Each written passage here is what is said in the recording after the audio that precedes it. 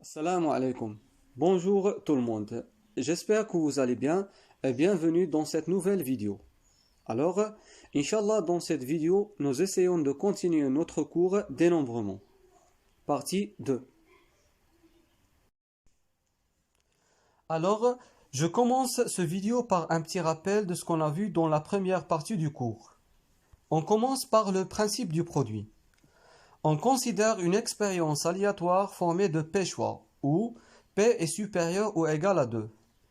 Si le nombre de possibilités pour le premier choix est égal à N1, le nombre de possibilités pour le deuxième choix est égal à N2, et le nombre de possibilités pour le Pème choix est égal à NP, alors le nombre de choix total est égal à N1 fois N2 fois N3 jusqu'à NP.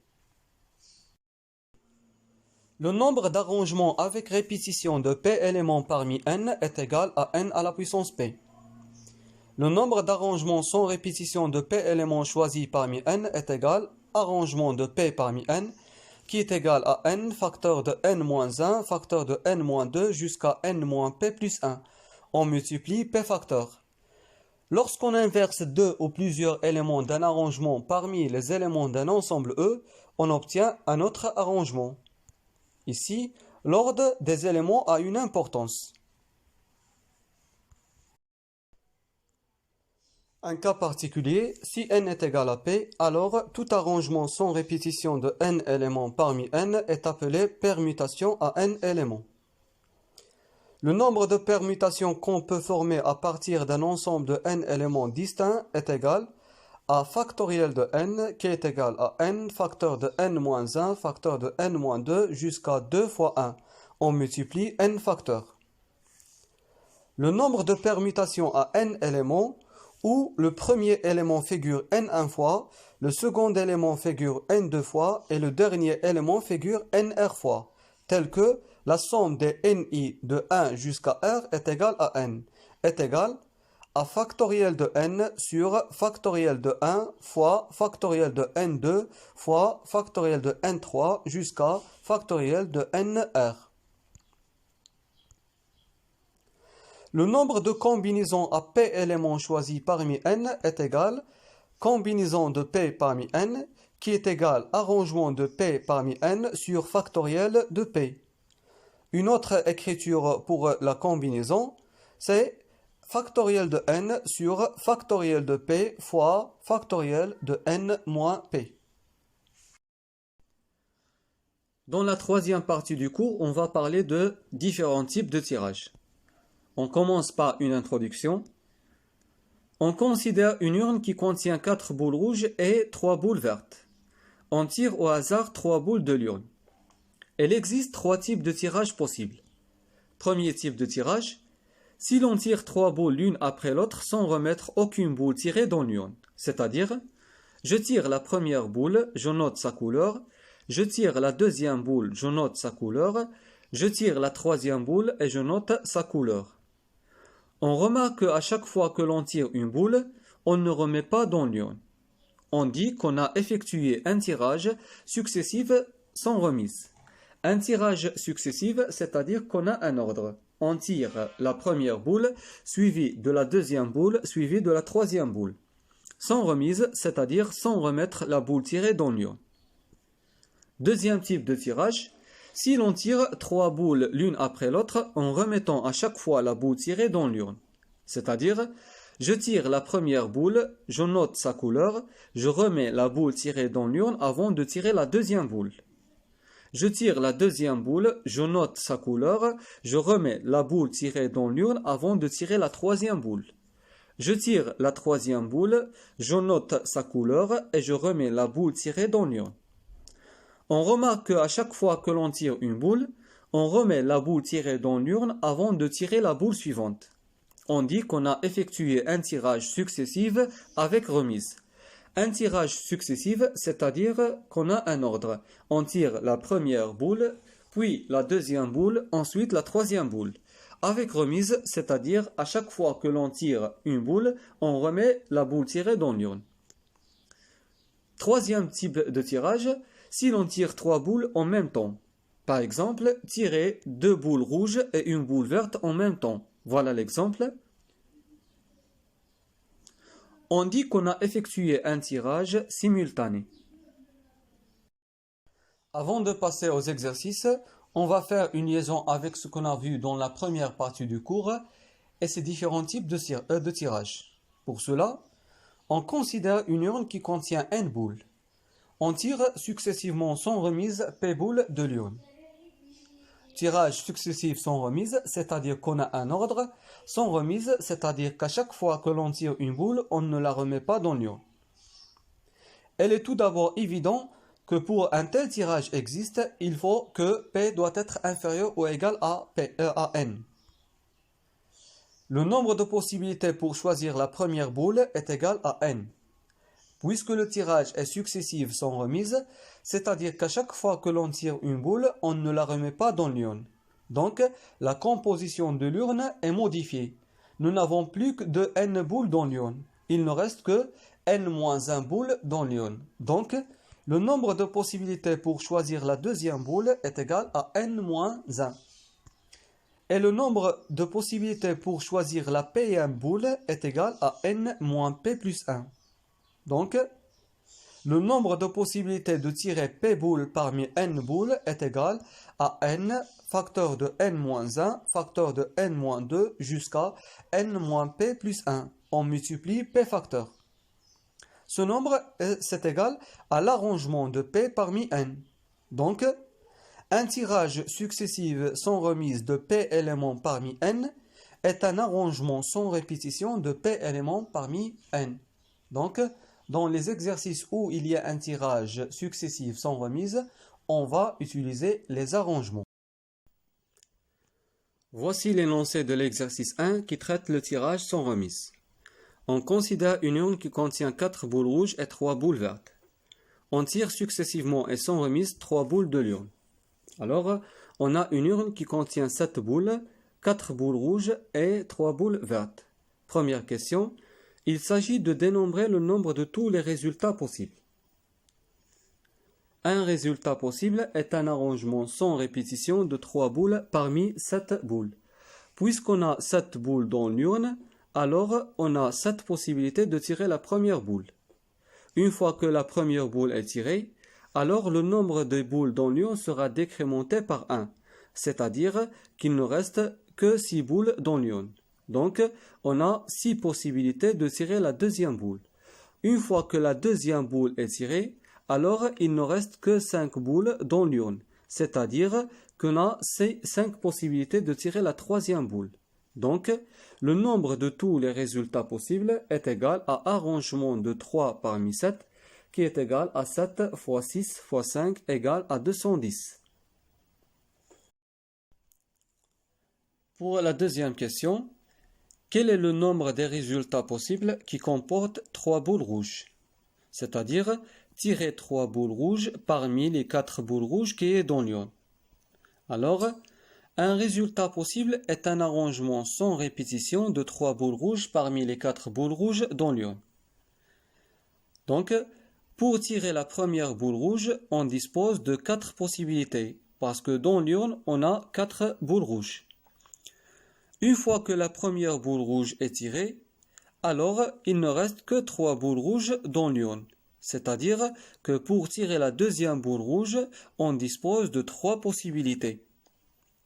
Et après chaque tirage, le nombre des boules rouges sera décrémenté par 1. C'est-à-dire que après la deuxième tirage, il ne reste que 2 boules rouges dans l'urne.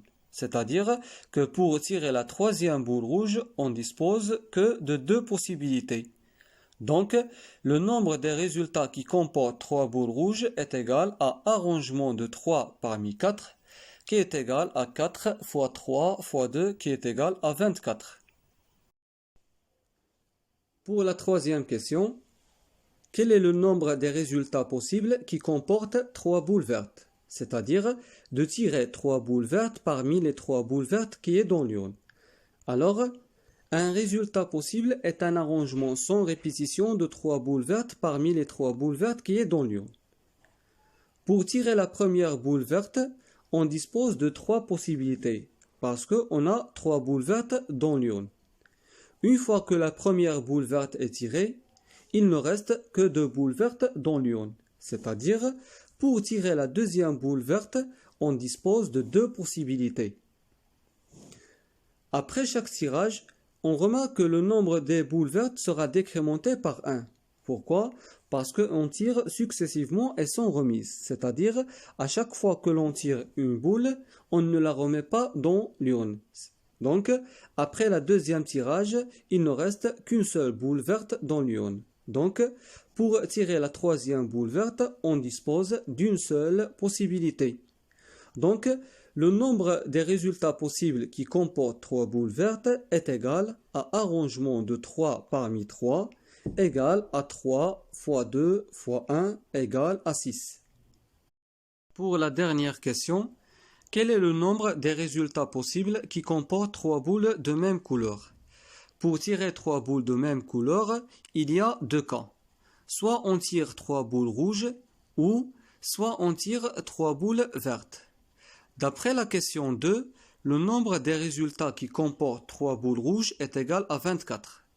Et d'après la question numéro 3, le nombre des résultats qui comportent 3 boules vertes est égal à 6. Donc, le nombre des résultats qui comportent 3 boules de même couleur est égal à 24 plus 6 égale à 30.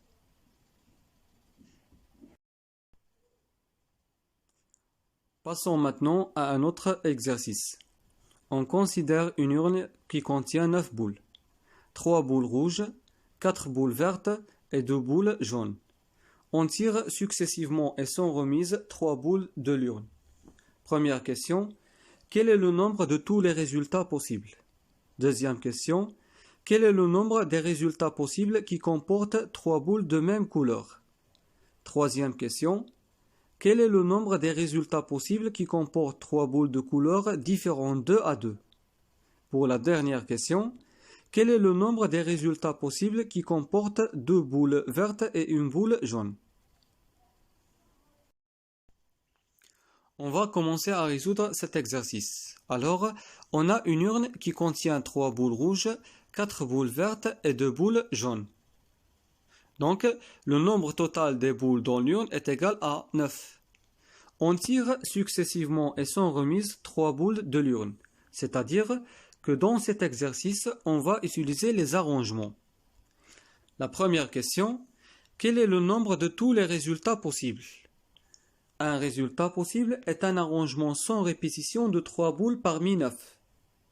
Pour tirer la première boule, on dispose de 9 possibilités.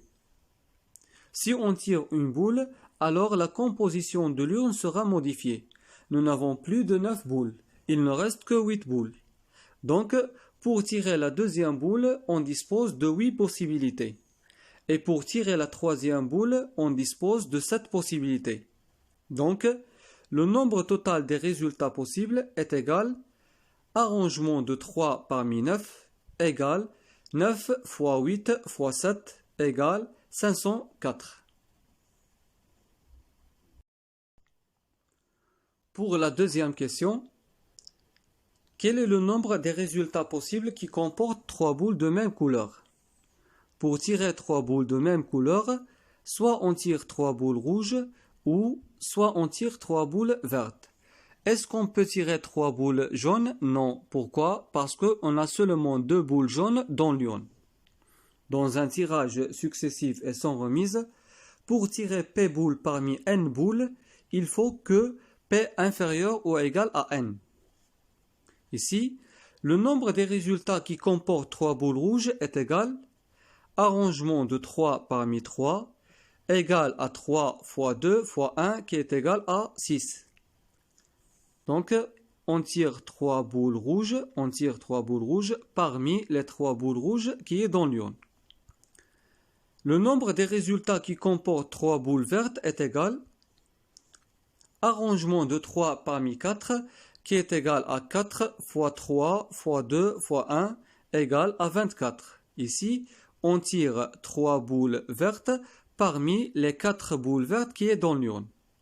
Finalement, le nombre des résultats possibles qui comportent 3 boules de même couleur est égal à 24 plus 6 égale à 30. Pour la troisième question, quel est le nombre des résultats possibles qui comportent 3 boules de couleurs différentes 2 à 2? C'est-à-dire, pour tirer 3 boules de couleurs différentes 2 à 2, il faut tirer une boule rouge, une boule verte et une boule jaune. Le nombre de façons pour choisir une boule rouge est égal à arrangement de 1 parmi 3. C'est-à-dire, on tire une boule rouge parmi les 3 boules rouges qui est dans l'urne. Le nombre de façons pour choisir une boule verte est égal à arrangement de 1 parmi 4 égale à 4. C'est-à-dire, on tire une boule verte parmi les 4 boules vertes qui est dans l'urne. Le nombre de façons pour choisir une boule jaune est égal à arrangement de 1 parmi 2 qui est égal à 2. C'est-à-dire, on tire une boule jaune parmi les 2 boules jaunes qui est dans l'urne. Alors, le nombre de façons d'obtenir un tel résultat est donc arrangement de 1 parmi 3 fois arrangement de 1 parmi 4 fois arrangement de 1 parmi 2 égale 3 fois 4 fois 2 égale à 24. Puisque le tirage est successif sans remise, alors l'ordre de tirer les boules a une importance. Donc, pour obtenir tous les résultats qui contiennent 3 boules de couleurs différentes 2 à 2, il suffit de permuter les 3 boules. Les cas possibles sont les suivants. Soit au premier tirage, on tire une boule jaune, le second tirage, on tire une boule rouge, et le troisième tirage, on tire une boule verte.